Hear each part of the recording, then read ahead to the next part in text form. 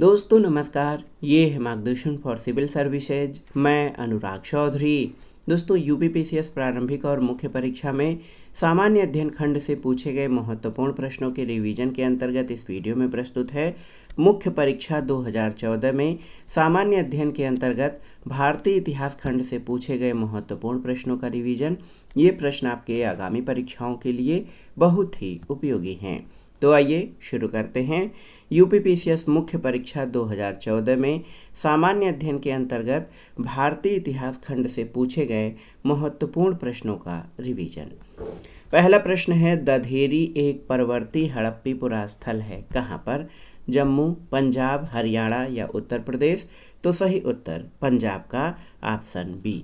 दोस्तों दधेरी एक परवर्ती हड़प्पी पुरास्थल है और ये जो है लुधियाना जिले में गोविंदगढ़ के पास स्थित है। दधेरी पुरास्थल चित्रित धूसर मृदभांड काल से संबंधित है।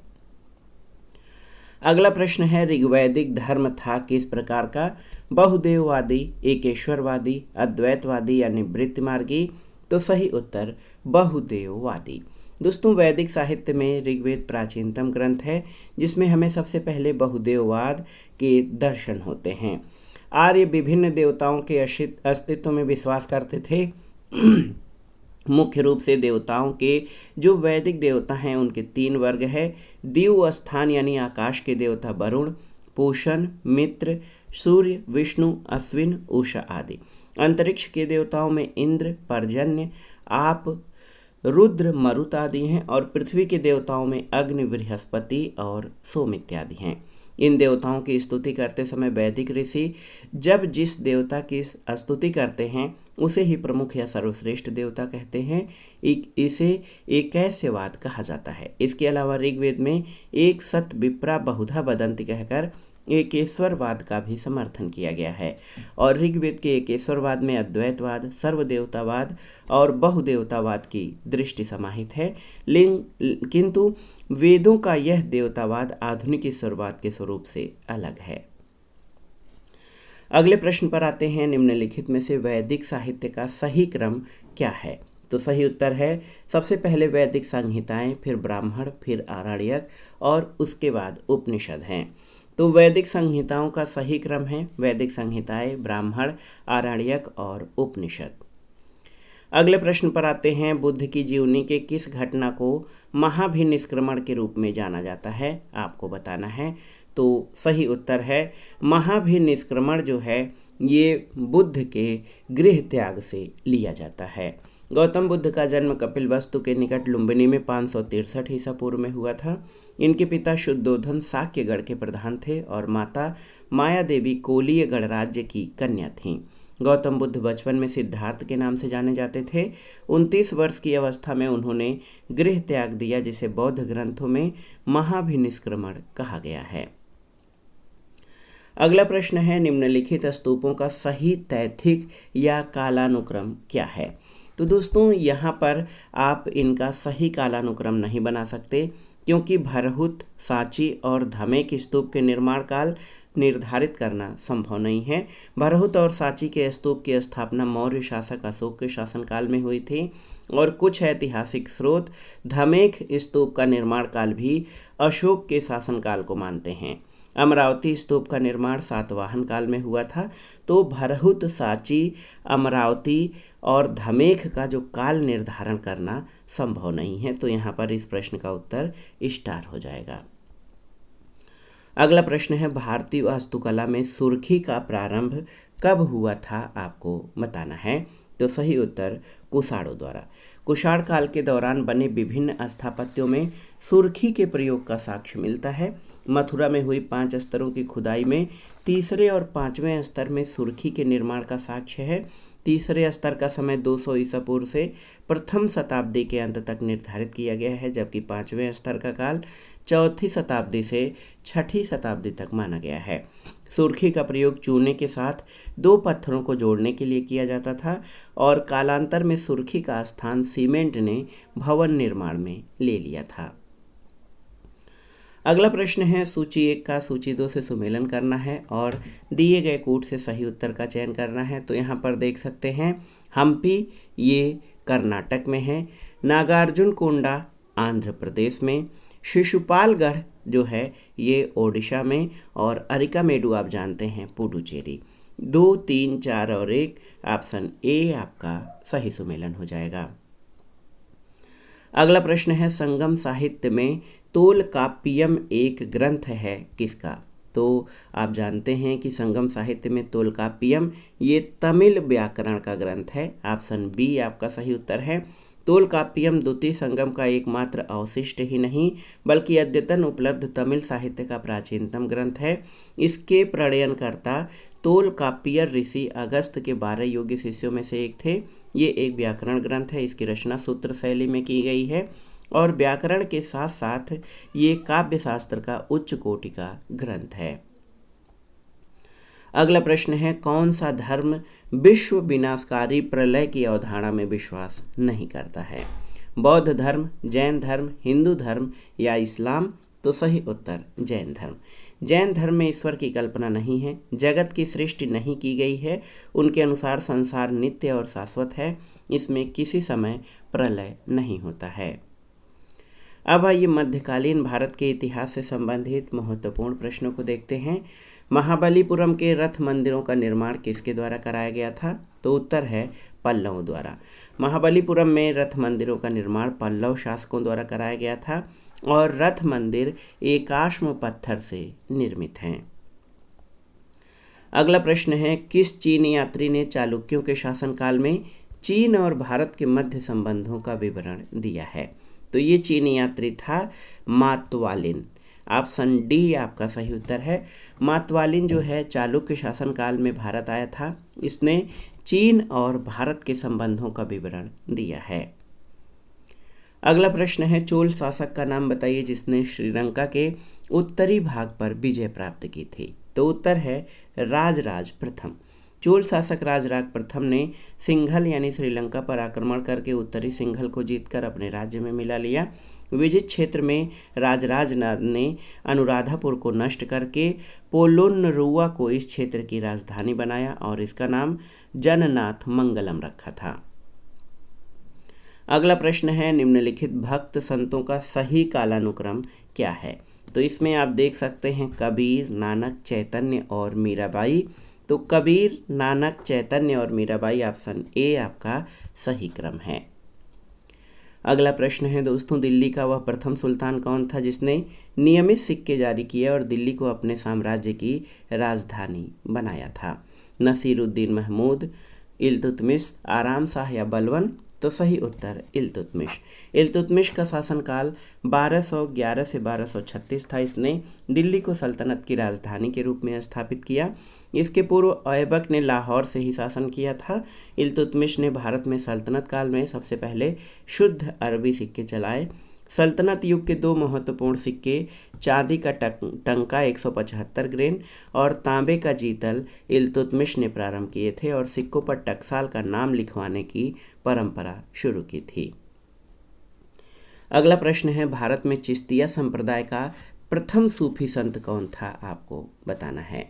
तो सही उत्तर ख्वाजा मोइनुद्दीन चिश्ती। चिश्तिया सूफी मत की स्थापना अफगानिस्तान के चिश्त में अबू इसहाक सामी और उनके शिष्य ख्वाजा अबू अब्दाल चिश्ती ने की थी, लेकिन भारत में सबसे पहले इसका प्रचार ख्वाजा मोइनुद्दीन चिश्ती के द्वारा हुआ। वे 12वीं शताब्दी में मोहम्मद गोरी की सेना के साथ भारत आए थे। उन्होंने अजमेर यानी राजस्थान में अपना खानकाह निवास स्थान बनाया। 1236 में इनकी मृत्यु हो गई थी और कुतुबुद्दीन बख्तियार काकी इनके प्रमुख शिष्य थे। अगला प्रश्न है शेख फरीद का सर्वाधिक ख्याति लब्ध शिष्य जिसने दिल्ली के 7 सुल्तानों का शासन देखा था वो कौन था? तो ये थे निजामुद्दीन औलिया। दोस्तों शेख फरीद के शिष्य शेख निजामुद्दीन औलिया ने दिल्ली के 7 सुल्तानों का शासन देखा था। शेख निजामुद्दीन औलिया को महबूब ए इलाही यानी ईश्वर का प्रिय और सुल्तान उल औलिया यानी संतों का राजा भी कहा जाता है। अगला प्रश्न है जहांगीर कालीन किस एक चित्रकार को नादिर उल असर की उपाधि दी गई थी? तो उत्तर है मंसूर। मुगल चित्रकला जहांगीर के शासनकाल में अपनी पराकाष्ठा पर पहुंच गई। पहले चित्रकारी हस्तलिखित ग्रंथ की विषय वस्तु से संबद्ध होती थी। जहांगीर ने उसे इस बंधन से मुक्त कर दिया। फारूक बेग, दौलत मनोहर, मंसूर, अबुल हसन आदि उसके काल के ऐसे चित्रकार थे जिन्होंने अपनी कलात्मक प्रतिभा की बदौलत मुगल चित्रकला के इतिहास में अपना नाम स्वर्णाक्षरों में अंकित करा लिया। जहांगीर के समय के सर्वोत्कृष्ट चित्रकार उस्ताद मंसूर और दोस्तों अबुल हसन थे। जहांगीर ने उस्ताद मंसूर को नादिर उल अस्र और अबुल हसन को नादिर उल जमा की उपाधि दी थी। उस्ताद मंसूर प्रसिद्ध पक्षी विशेषज्ञ चित्रकार था, जबकि अबुल हसन को व्यक्ति चित्र बनाने में महारत हासिल थी। एक और प्रश्न देखिए, मुगल काल में मौलिम क्या था, आपको बताना है। एक कर, एक प्रशासनिक इकाई, एक शासक या एक जहाज। तो यहाँ पर निकटतम उत्तर एक जहाज हो जाएगा। क्यों? क्योंकि व्यापारिक जहाज़ों पर मौलिम जो है वो नेविगेटर होता था, एक कर्मचारी था। मौलिम जहाज़ पर एक गोलाकार यंत्र के साथ बैठता था। इस यंत्र की सहायता से वो तारों तथा सूर्य की स्थिति का पता लगाता था और इससे उसे अपने जहाज़ की सही स्थिति में होने का पता चलता था। और दोस्तों यहाँ पर सटीक उत्तर जो है मौलिम जो है नेविगेटर या जहाज़ की स्थिति का पता लगाने वाला व्यक्ति होता था, जहाज़ नहीं। लेकिन निकटतम उत्तर ऑप्शन डी है। अगला प्रश्न है, जयपुर के महाराजा सवाई सिंह ने कहाँ पर वेधशाला नहीं बनाई थी? उज्जैन, वाराणसी, मथुरा या इलाहाबाद? तो सही उत्तर इलाहाबाद में। दोस्तों 18वीं शताब्दी का सबसे श्रेष्ठ राजपूत राजा आमेर का सवाई जयसिंह था। उसने जयपुर शहर की स्थापना की और उसे विज्ञान और कला का केंद्र बनाया। जयसिंह एक महान खगोल शास्त्री भी था। उसने दिल्ली, जयपुर, उज्जैन, वाराणसी और मथुरा में आधुनिक उपकरणों से युक्त पर्यवेक्षणशालाएं बनाईं। लोगों को खगोल शास्त्र संबंधी पर्यवेक्षण में सहायता देने के लिए जयसिंह ने जिज मुहम्मद शाही नामक साड़ियों का सेट तैयार किया था। उसने यूक्लिड की कृति रेखागणित के तत्व का संस्कृत में अनुवाद भी कराया था। अगला प्रश्न है, निम्नलिखित पर विचार कीजिए। जिन्होंने लॉर्ड वेलेस्ली के साथ सहायक संधि की थी और उनके द्वारा किए गए संधियों का सही कालानुक्रम नीचे दिए हुए कूट से पता करिए। तो इसमें जो राज्य हैं हैदराबाद, मैसूर, अवध और सिंधिया। तो सही उत्तर सबसे पहले हैदराबाद, फिर मैसूर, फिर अवध और फिर सिंधिया। ऑप्शन ए आपका सही उत्तर हो जाएगा। दोस्तों लॉर्ड वेलेस्ली जिसका शासनकाल 1798 से 1805 ईस्वी था, इसने भारतीय राज्यों को अंग्रेजी राजनीतिक परिधि में लाने के लिए सहायक संधि प्रणाली का प्रयोग किया। लॉर्ड वेलेस्ली द्वारा विशिष्ट रूप से प्रवर्तित सहायक संधि को स्वीकार करने वाले राज्यों में हैदराबाद 1798 और 1800 में, मैसूर 1799 में, तंजौर 1799 में, अवध 1801 में, पेशवा 1802 में, बरार के भोसले 1803 में, सिंधिया 1804 में और इसके अलावा जोधपुर, जयपुर, मच्छेरी, बूंदी और भरतपुर सहायक संधि में शामिल राज्य थे। अगला प्रश्न है, निम्नलिखित में से किस एक वर्ष से ब्रिटिश सरकार अंतिम रूप से भारत और इंग्लैंड में एक ही समय साथ साथ इंडियन सिविल सर्विस यानी ICS की परीक्षा आयोजित करने में सहमत हुई थी? तो सही उत्तर है, ये वर्ष था 1922, ऑप्शन ए। वर्ष 1922 से इंडियन सिविल सर्विसेज की परीक्षा भारत में भी आयोजित होने लगी। इसके पूर्व ये केवल इंग्लैंड में आयोजित होती थी। वर्ष 1926 में भारत में एक लोक सेवा आयोग का गठन किया गया और 1935 के अधिनियम के तहत लोक सेवा आयोग के स्थान पर संघीय लोक सेवा आयोग का गठन हुआ। 1937 से संघीय लोक सेवा आयोग ने ब्रिटिश लोक सेवा आयोग से स्वतंत्र परीक्षा आयोजित करना आरंभ किया। वर्ष 1950 में संविधान के लागू होने के बाद संघीय लोक सेवा आयोग का नाम बदलकर UPSC यानी संघ लोक सेवा आयोग कर दिया गया। अगला प्रश्न है, बंदा बहादुर का मूल नाम क्या था? तो उत्तर है लक्ष्मण देव। बंदा बहादुर का मूल नाम लक्ष्मण देव यानी लक्षण देव था। लक्ष्मण देव को ये नाम सिख गुरु गोविंद सिंह ने दिया था। अगला प्रश्न है, फ्रांसीसी ईस्ट इंडिया कंपनी किसके शासनकाल में स्थापित हुई थी? तो उत्तर है लुई 14वें के शासनकाल में। दोस्तों लुई 14वें के मंत्री काल्बर्ट द्वारा 1664 में फ्रेंच ईस्ट इंडिया कंपनी की स्थापना हुई, जिसे कंपनी देश इन देश ओरिएंटलेस कहा गया। फ्रांसीसी कंपनी का निर्माण राज्य द्वारा हुआ और राज्य ही इसका सारा खर्च देता था।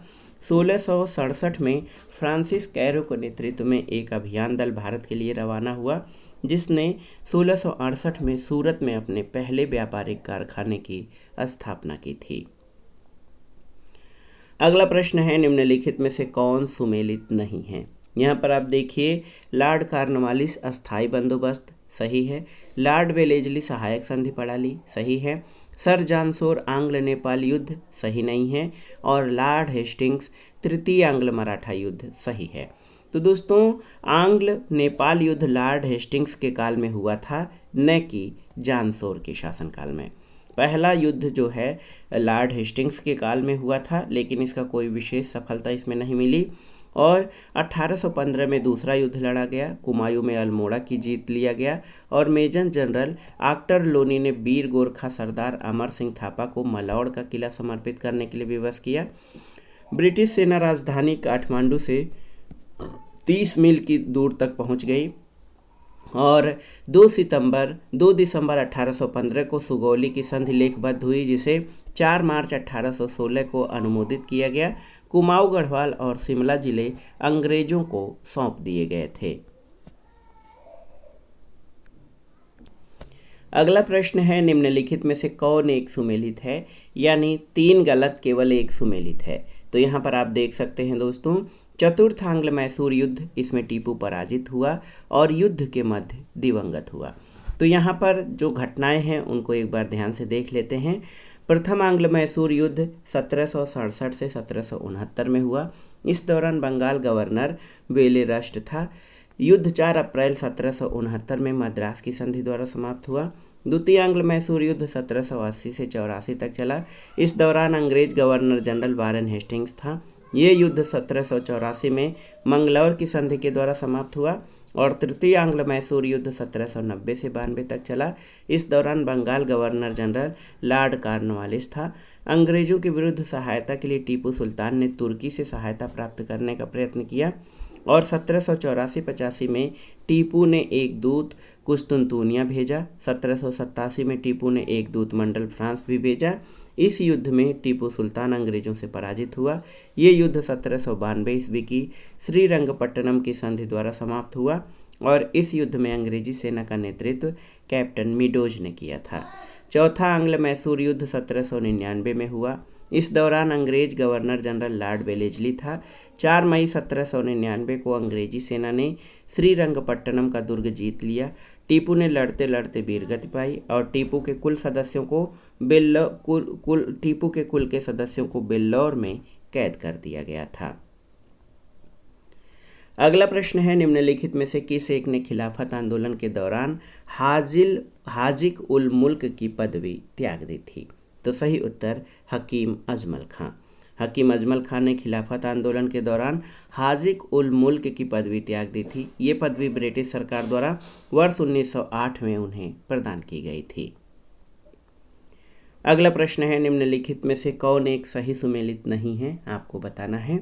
यहाँ पर देखिए, प्रार्थना समाज डॉक्टर आत्माराम पांडुरंग सही उत्तर है। आत्मीय सभा देवेंद्र नाथ टैगोर सही नहीं है। भारतीय ब्रह्म समाज केशव चंद्र सेन। राधा स्वामी सत्संग तुलसीराम। तो यहाँ पर आप देखिए, आत्मीय सभा की स्थापना 1815 में राजा राम मोहन राय ने की थी, न कि देवेंद्र नाथ टैगोर ने। और आप देखिए, प्रार्थना समाज की स्थापना 1867 में डॉक्टर आत्माराम पांडुरंग के नेतृत्व में हुई। 2 वर्ष बाद इसमें आरजी भंडारकर और महादेव गोविंद रानडे भी शामिल हुए। 1866 में ब्रह्म समाज का विभाजन हो गया। प्रथम देवेंद्र नाथ टैगोर के नेतृत्व में आदि ब्रह्म समाज और द्वितीय केशव चंद्र सेन के नेतृत्व में भारतीय ब्रह्म समाज परम संत तुलसी साहब राधा स्वामी सत्संग से संबंधित हैं। अगला प्रश्न है, दारुल उलूम की स्थापना की थी किसने? तो सही उत्तर मौलाना शिबली नुमानी ने।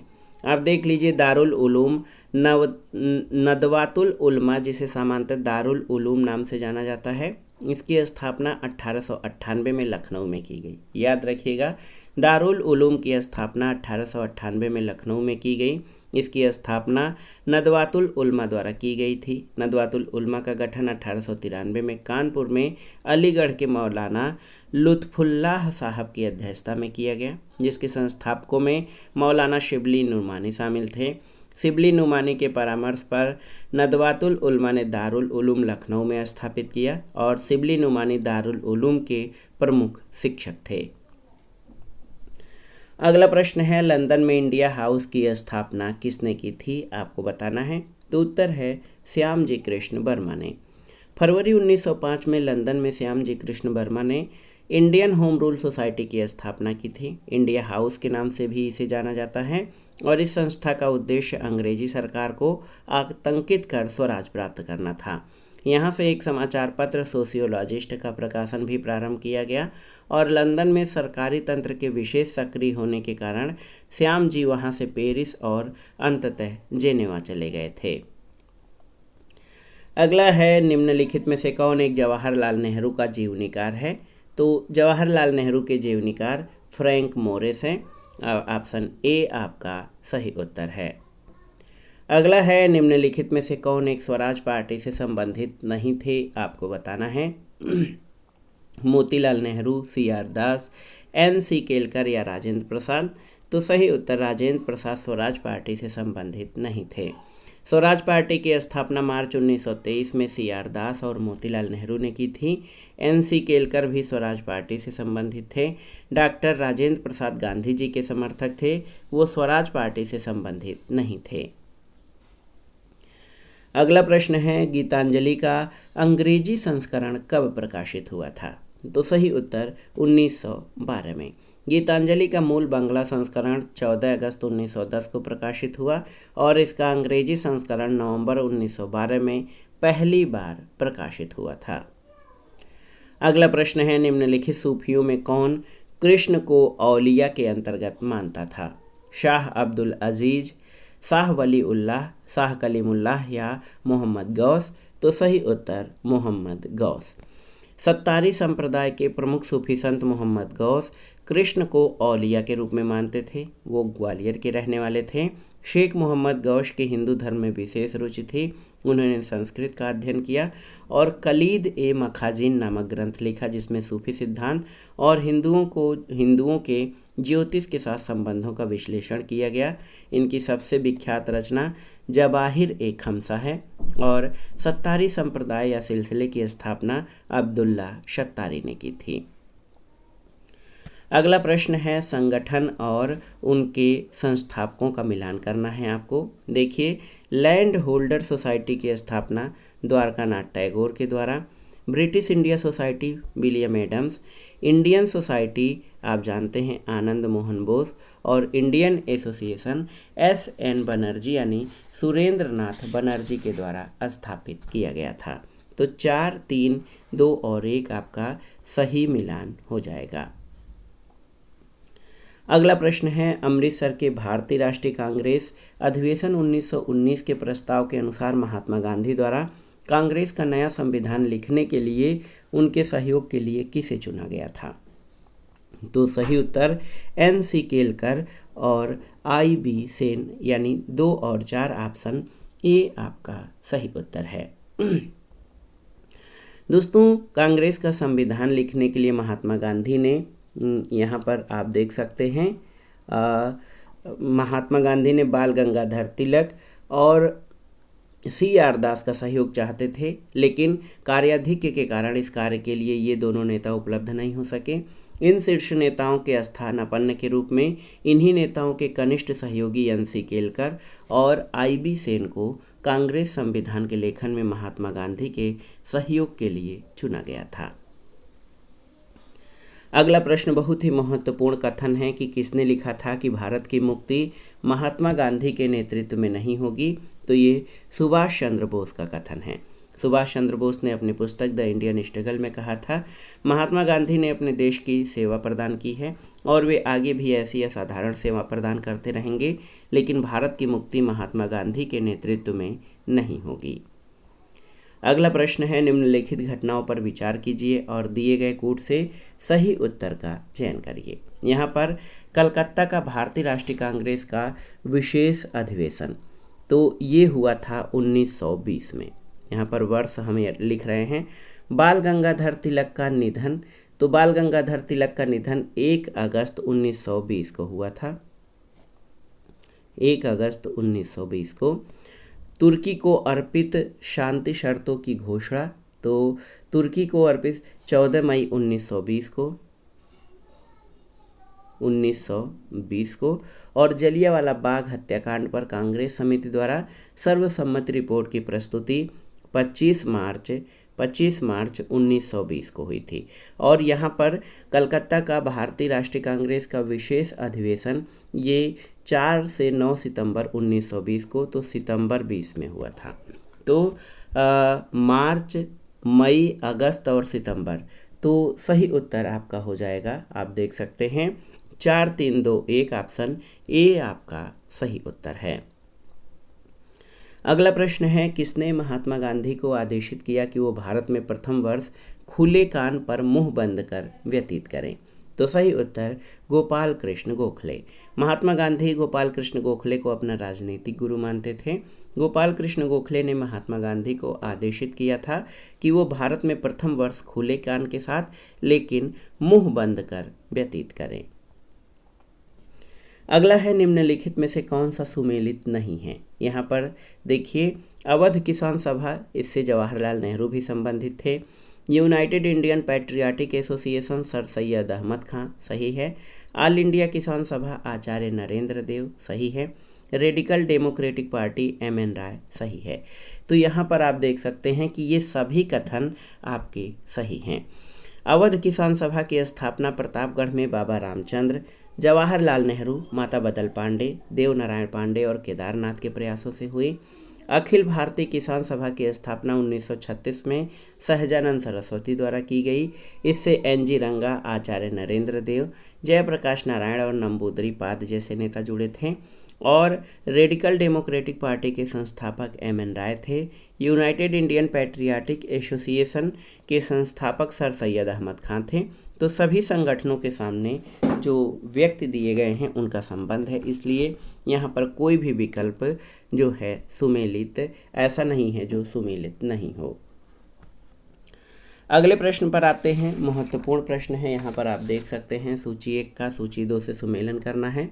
अभिनव भारत VD सावरकर, मित्र मेला VD सावरकर, और इंडियन रिपब्लिक आर्मी ये यश सेन, और हिंदुस्तान रिपब्लिकन एसोसिएशन सचेंद्र नाथ सान्याल।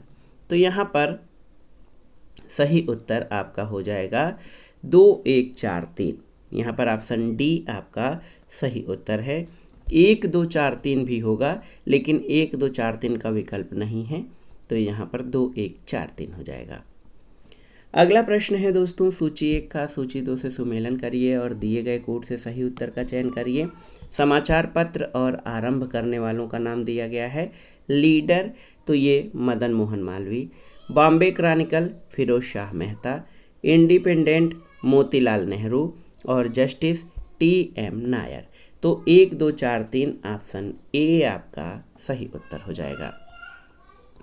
अगला प्रश्न है, किसने कहा था कि आलोचना और स्वतंत्र चिंतन एक क्रांतिकारी की 2 विशेषताएं हैं? भगत सिंह, राम प्रसाद बिस्मिल, सचिंद्र नाथ सान्याल या भगवती चरण बोहरा? तो सही उत्तर भगत सिंह। भगत सिंह ने कहा, आलोचना और स्वतंत्र चिंतन एक क्रांतिकारी की 2 विशेषताएं हैं। तो दोस्तों, ये था आज का वीडियो। UPPCS मुख्य परीक्षा 2014 में सामान्य अध्ययन खंड के अंतर्गत भारतीय इतिहास खंड से पूछे गए महत्वपूर्ण प्रश्नों का रिवीजन। ये प्रश्न आपके आगामी परीक्षाओं के रिवीजन और तैयारी के दृष्टि से बहुत ही उपयोगी है। आप इन प्रश्नों को तैयार कर लीजिएगा। वीडियो आपको कैसा लगा हमें कमेंट बॉक्स में ज़रूर बताइएगा। वीडियो को लाइक करें, शेयर करें और इस चैनल मार्गदर्शन फॉर सिविल सर्विसेज को सब्सक्राइब करें। वीडियो देखने के लिए धन्यवाद दोस्तों। नमस्कार।